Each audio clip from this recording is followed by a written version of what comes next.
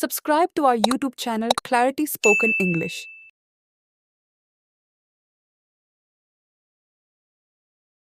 यह एक बहुत पुराने युग की कहानी है। भारत देश में लगभग 5000 वर्ष पहले एक लड़का रहता था जिसका नाम एकलव्य था। वह हस्तिनापुर राज्य के जंगलों में रहने वाले एक आदिवासी प्रमुख का बेटा था। एकलव्य एक साहसी और सुंदर लड़का था। सभी उसे प्यार करते थे, लेकिन वह खुश नहीं था। उसके पिता ने देखा कि कुछ बात एकलव्य को परेशान कर रही है। कई बार उन्होंने अपने बेटे को गहरी सोच में डूबा हुआ पाया, जबकि बाकी लड़के शिकार और खेलने का आनंद ले रहे थे। एक दिन पिता ने बेटे से पूछा, एकलव्य, तुम इतने उदास क्यों हो? तुम अपने दोस्तों के साथ क्यों नहीं जाते? तुम्हें शिकार में दिलचस्पी क्यों नहीं है? पिताजी, मैं धनुर्धर बनना चाहता हूँ, एकलव्य ने जवाब दिया। मैं महान द्रोणाचार्य का शिष्य बनना चाहता हूँ, जो हस्तिनापुर के महान धनुर्विद्या आचार्य हैं।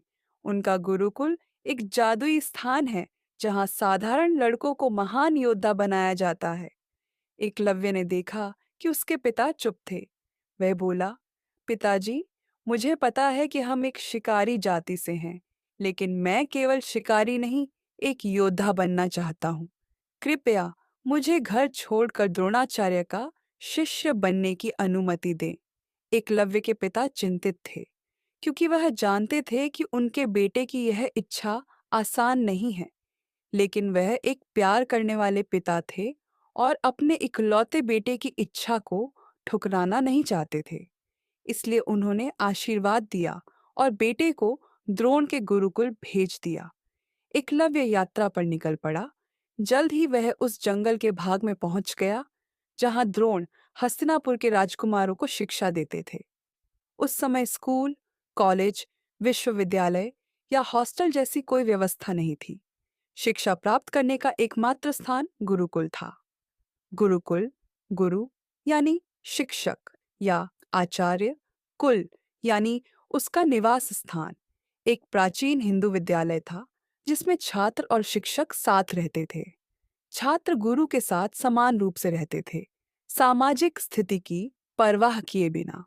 वे गुरु से शिक्षा प्राप्त करते थे और गुरु के दैनिक कार्यों में भी सहायता करते थे, जैसे कपड़े धोना, खाना बनाना आदि। अब लौटते हैं एकलव्य की कहानी पर।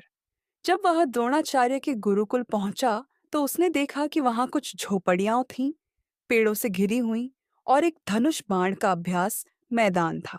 वहां शिष्य धनुष बाण से निशाना साधने का अभ्यास कर रहे थे।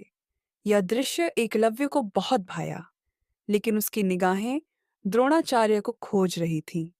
वह चिंतित था कि कहीं वह उन्हें देख ही न पाए। लेकिन जल्दी ही उसकी चिंता दूर हो गई। एक वृक्ष के पास खड़े एक व्यक्ति को वह एक शिष्य को सिखाते देखता है। वही अर्जुन था, जैसा उसे बाद में पता चला। एकलव्य द्रोण के पास गया और उन्हें प्रणाम किया। द्रोणाचार्य चकित हुए। तुम कौन हो? उन्होंने पूछा। द्रोणाचार्य, मैं हस्तिनापुर के जंगलों के पश्चिम भाग के एक आदिवासी प्रमुख का पुत्र एकलव्य हूँ, उसने कहा। कृपया मुझे अपना शिष्य बना लीजिए और मुझे धनुर्विद्या की शिक्षा दीजिए। द्रोणाचार्य ने लंबी सांस ली। एकलव्य, यदि तुम एक आदिवासी हो तो तुम शूद्र हो, जो वैदिक वर्ण व्यवस्था के अनुसार सबसे नीच जाति मानी जाती है। मैं एक ब्राह्मण हूँ, राज्य की सबसे ऊंची जाति। मैं एक शूद्र लड़के को नहीं सिखा सकता, और वे एक राजगुरु भी हैं। अर्जुन बीच में बोल पड़ा। हमारे गुरु को राजा ने केवल हम राजकुमारों और उच्च जातियों को सिखाने के लिए नियुक्त किया है। तुम यहाँ आकर कैसे साहस कर सकते हो? अभी चले जाओ। एकलव्य अर्जुन के व्यवहार से चकित रह गया। वह स्वयं अपने समुदाय का प्रमुख पुत्र था, लेकिन उसने कभी किसी को नीचा दिखाकर अपमान नहीं किया। उसने द्रोण की ओर देखा, लेकिन द्रोणाचार्य चुप रहे। संदेश स्पष्ट था, द्रोणाचार्य भी उसे वहां नहीं चाहते थे। एकलव्य बहुत आहत हुआ। यह अन्याय है, उसने दुख से सोचा। भगवान ने ज्ञान सबको दिया है, लेकिन मनुष्य ही भेदभाव करता है। लेकिन उसका संकल्प टूटा नहीं। उसने ठान लिया कि वह खुद से ही धनुर्विद्या सीखेगा। वह अपने जंगल में लौट गया, नदी से मिट्टी ली और द्रोणाचार्य की एक मूर्ति बनाई। उसने जंगल में एक एकांत स्थान चुना और वहां मूर्ति स्थापित की। उसने मूर्ति के समक्ष रोज अभ्यास शुरू किया। उसकी श्रद्धा, साहस और अभ्यास से वह एक असाधारण धनुर्धर बन गया, यहाँ तक कि अर्जुन से भी बेहतर। एक दिन जब वह अभ्यास कर रहा था, एक कुत्ता भौंकने लगा।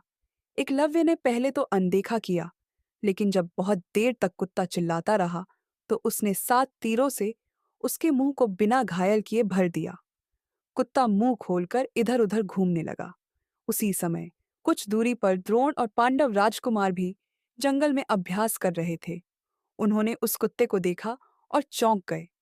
द्रोण बोले, यह कोई महान धनुर्धर ही कर सकता है। चलो उसे ढूंढते हैं। वे ढूंढते हुए एक गंदे काले कपड़ों में उलझे बालों वाले युवक तक पहुंचे। वह एकलव्य था। तुम्हारा निशाना बहुत अद्भुत है, द्रोण ने कहा। तुमने धनुर्विद्या कहाँ से सीखी? एकलव्य खुशी से बोला, आपसे, आचार्य। आप ही मेरे गुरु हैं। द्रोण चकित हो गए।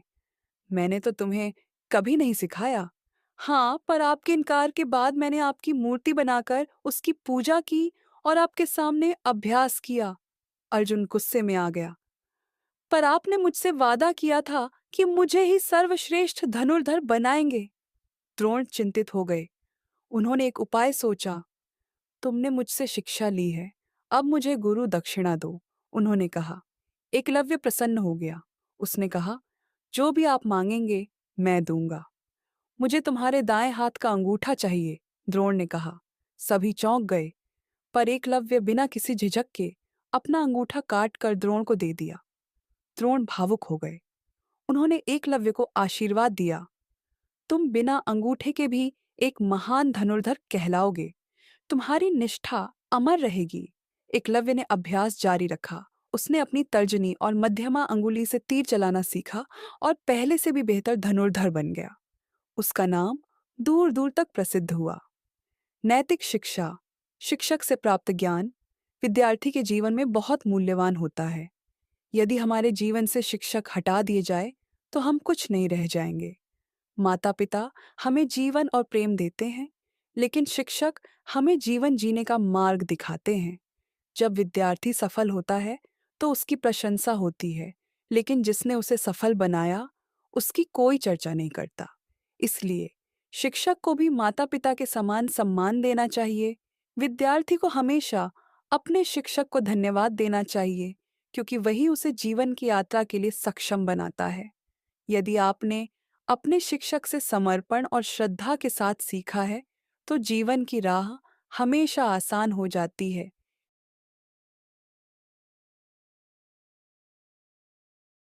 This is the story of a long gone era. In the country of India, nearly 5,000 years back, lived a boy named Eklavya, the son of a tribal chief in the forests of the kingdom, Hastinapura. Eklavya was a brave, handsome boy. He was loved by all, but he wasn't happy. His father saw that something troubled Eklavya.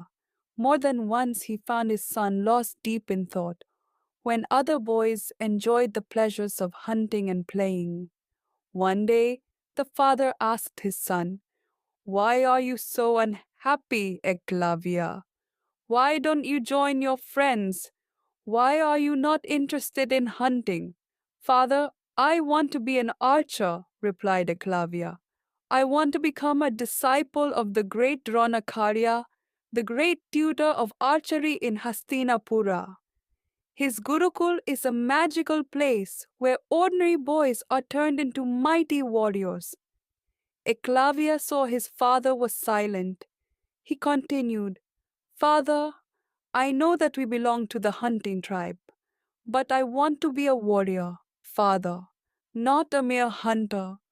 So please allow me to leave home and become the disciple of Dronacharya. Eklavya's father was troubled, for he knew that his son's ambition was not an easy one. But the chief was a loving father, and he did not want to refuse his only son's wish.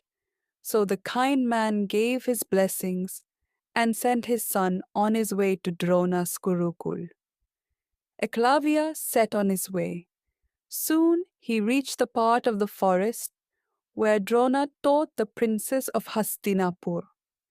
In those days, there was no such system as a school, college, university, or hostel. The only place where one could get some education was a Gurukul. A Gurukul, Guru refers to teacher or master. Kul refers to his domain, from the Sanskrit word kula, meaning extended family. Is a type of ancient Hindu school in India that is residential in nature with the Sishyas or students and the Guru or teacher living in proximity, many a time within the same house. The Gurukul is the place where the students resided together as equals, irrespective of their social standing. The students learned from the Guru and also helped the Guru in his day to day life, including the carrying out of mundane chores such as washing clothes, cooking, etc.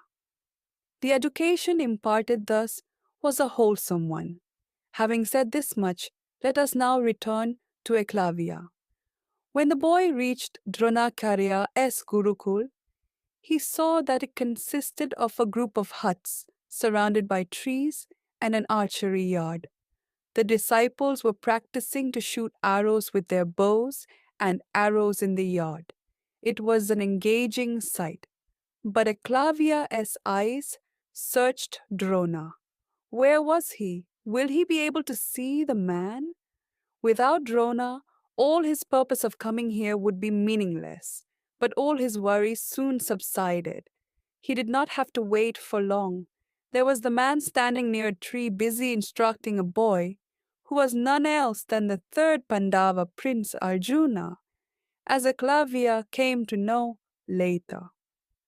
Though Eklavya had never seen Drona before, he put his guess at work.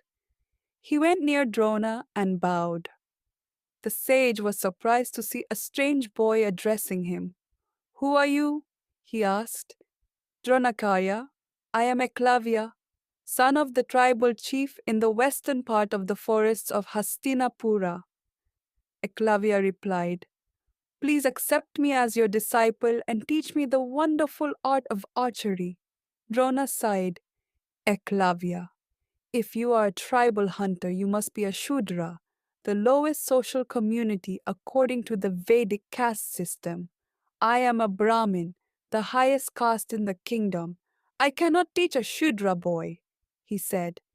"And he's also a royal teacher," interrupted Prince Arjuna. "Our guru has been appointed by the king to train us, the princes and the highborn.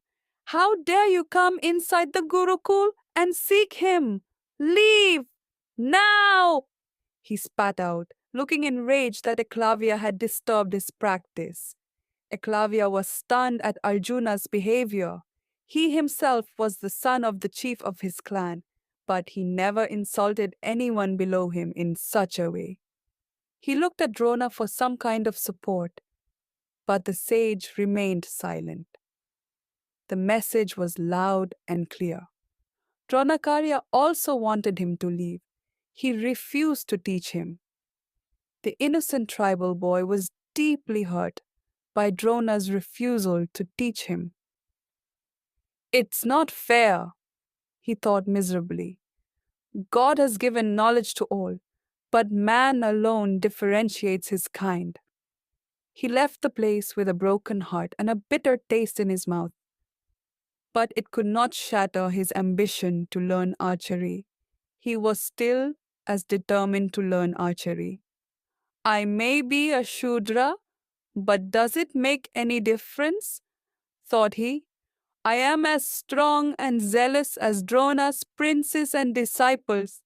If I practice the art every day, I can surely become an archer."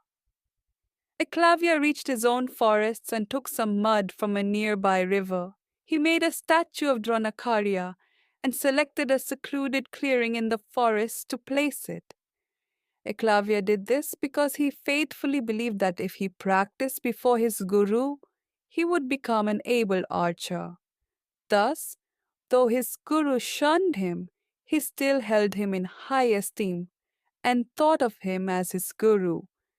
Day after day, he took his bow and arrow, worshipped the statue of Drona, and started practice. In time, faith, courage, and perseverance transformed Eklavya, the mere tribal hunter, into Eklavya, the extraordinary archer. Eklavya became an archer of exceptional prowess, superior even to Drona's best pupil, Arjuna. One day, while Eklavya is practicing, he hears a dog barking. At first, the boy ignored the dog, but continuous disturbance in his practice angered him. He stopped his practice and went towards the place where the dog was barking. Before the dog could shut up or get out of the way, Eklavya fired 7 arrows in rapid succession to fill the dog's mouth without injuring it. As a result, it roamed the forests with its mouth opened. But Eklavya was not alone in his practice. He was unaware of the fact that just some distance away, the Pandava princes were also present in that area of the forest.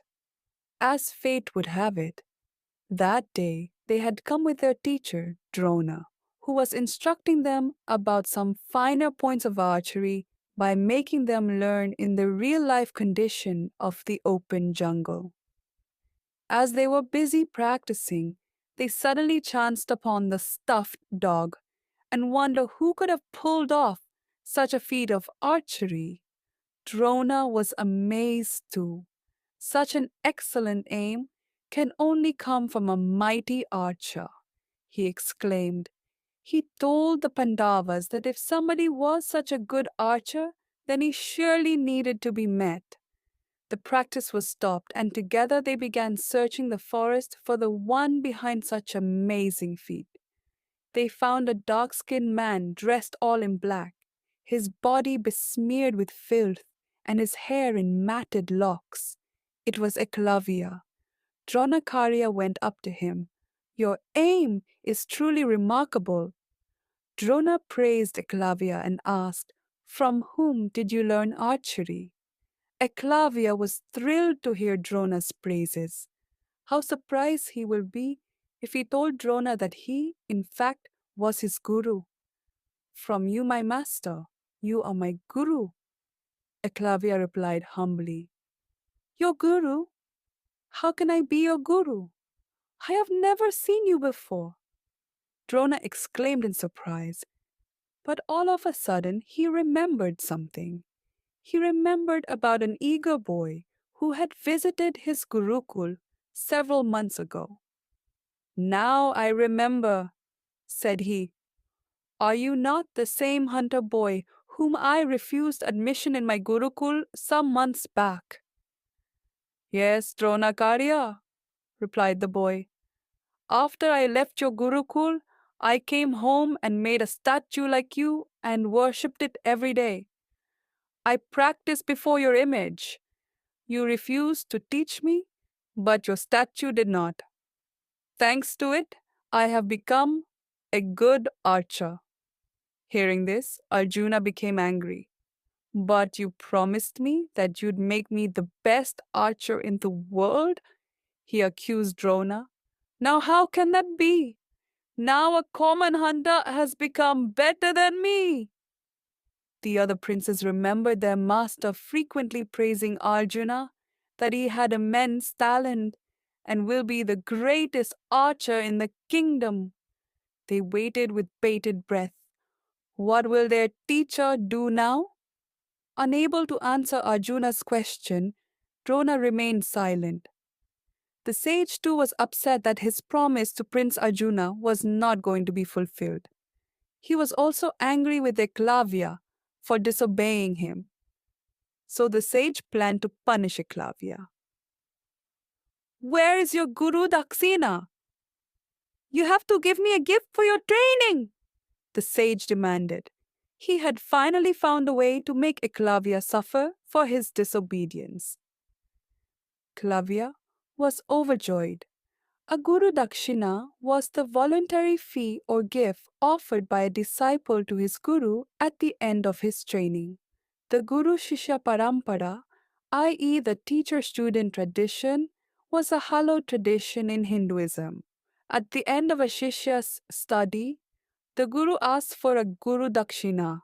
Since a Guru does not take fees, a Guru Dakshina is the final offering from a student to the Guru before leaving the ashram.